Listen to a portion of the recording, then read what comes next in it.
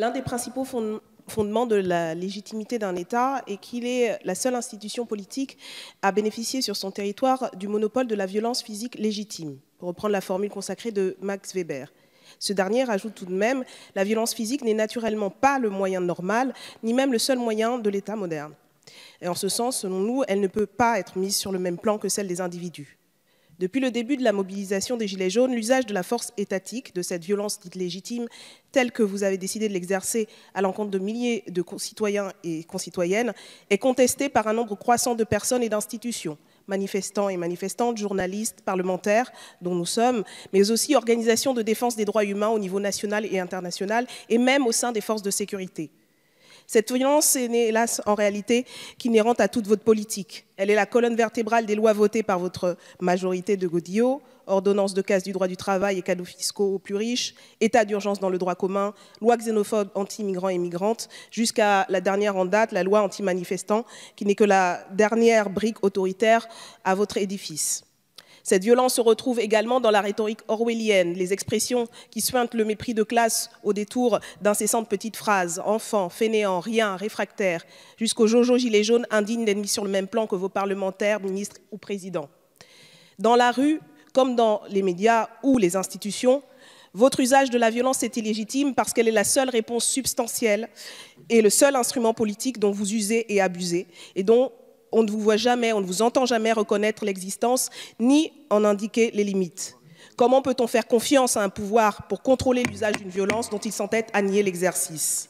Je renouvelle donc à votre rencontre, Monsieur le ministre, la question que j'ai posée à Monsieur Castaner, non pas dans l'idée de contrôler votre action, mais au moins d'évaluer le reste de ce qui vous reste du sens des responsabilités dues à votre fonction. Merci. Reconnaissez-vous enfin qu'il y a bien eu un usage disproportionné de la force policière dans la gestion des manifestations et êtes-vous prêt à en assumer l'entière responsabilité politique? Merci. Donc nous avons des forces de l'ordre qui sont prises à partie de manière extrêmement violente. Nous avons des exactions, des casseurs qui rentrent et qui passent à l'action. Et c'est à ce moment-là que les forces de l'ordre interviennent.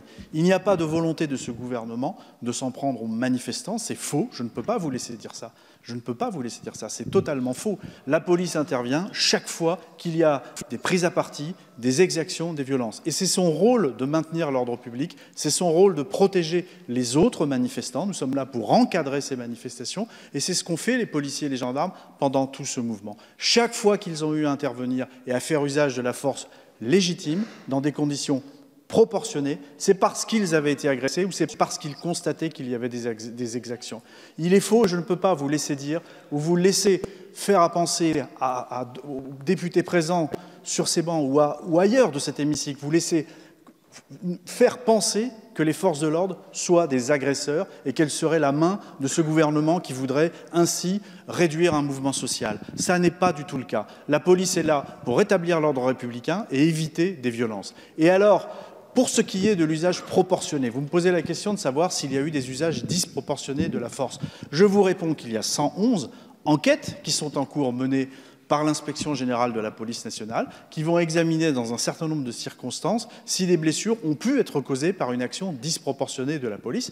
Et quand c'est le cas, il y aura bien évidemment des sanctions qui seront d'abord des sanctions judiciaires. Mais dans la majorité des cas, dans la grande majorité des cas, je peux vous dire que cet usage, l'usage de la force qui a été fait, il est proportionné et il est donc encore une fois légitime car il s'agit de maintenir l'ordre public et de combattre et d'empêcher que ne soient commises des violences.